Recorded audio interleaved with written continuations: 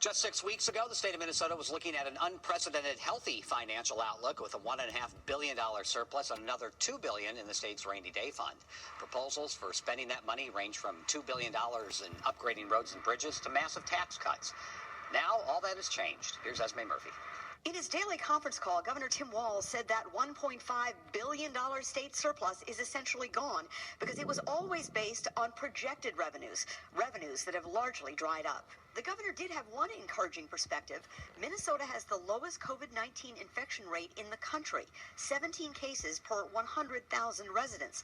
But even that is something the state can't take to the bank. We're not resting on those laurels. We're preparing for what will come, a surge to our hospitals, a burden on those emergency rooms, and the risk to our neighbors. At a state Senate hearing, Republican Senate Majority Leader Paul Gazelka said the state's revenue picture would improve if the state allowed some workers to return to their jobs. The reason I've been advocating for the businesses that are safe, whether it's landscaping or golf courses or putting docks in or whatever, that we find a way to let them get back to work, because it also means that we get more revenues coming into the state.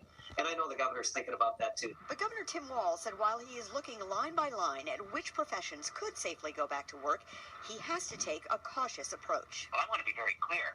If I thought it were healthy and I didn't think this thing would spread, we would open up every business tomorrow. The governor was also asked how long his stay-at-home order, which expires this Friday at 5 o'clock, could get extended. He hinted broadly that it could get extended through this month, but he said he did not want to get specific at this moment, that he is weighing that decision very carefully. At the Capitol, Esme Murphy, WCCO 4 News. You need to get off your couch. Step out. How much longer are you going to remain in the prison of your own home? Minnesota's economy must be reopened for business, or destroying the livelihoods of hundreds of thousands of Minnesota citizens and their families may result if we don't act quickly. The fact is, our freedoms and economy are under full-blown attack by a radical, anti-American governor, and we must act quickly if we are going to save them. President Trump has been very clear that we must get America back to work very quickly, or the cure to this terrible disease may be the worst option. What is certain, however, is that if we continue to shutter our businesses and cease production in Minnesota, that our economy will be dealt a death blow. Already, Minnesota's unemployment claims are some of the highest in the nation.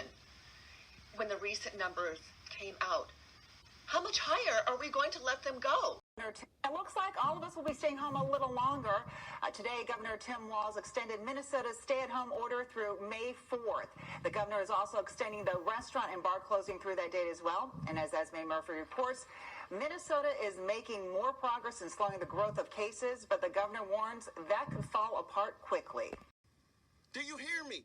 The governor of the state of Alabama, the governor of Kentucky, the governor of whatever state does not have the right to just decree something, make a law by decree that violates the First Amendment of the Constitution. See, most Christians in America don't even know that the Constitution, the Bill of Rights, is the highest law of the land and cannot be changed unless 3/4 of the states ratify that. It has to be passed through the House, passed through the Senate, the president has to sign it, and the states have to ratify any change, 3/4 of the states.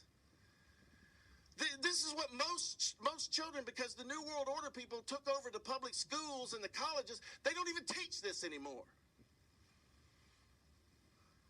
See, all these Christians are saying, well, we should just obey the authority. No, when the authorities clearly, number one, break their own laws, because the Constitution of the United States is the highest law of the land, so they're breaking their own law, these governors and mayors, these rogue governors and mayors.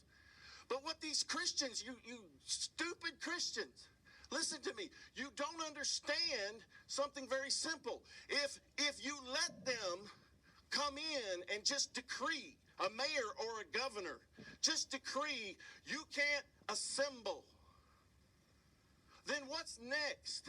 Are you just going to lay down when they say you can't have a gun or a rifle? Or how about Amendment 4? That's against them being able to just invade your property. I mean, how much are you going to lay down and take? Oh, Pastor Dean, pastors are getting arrested. Guess what? Welcome to the fight.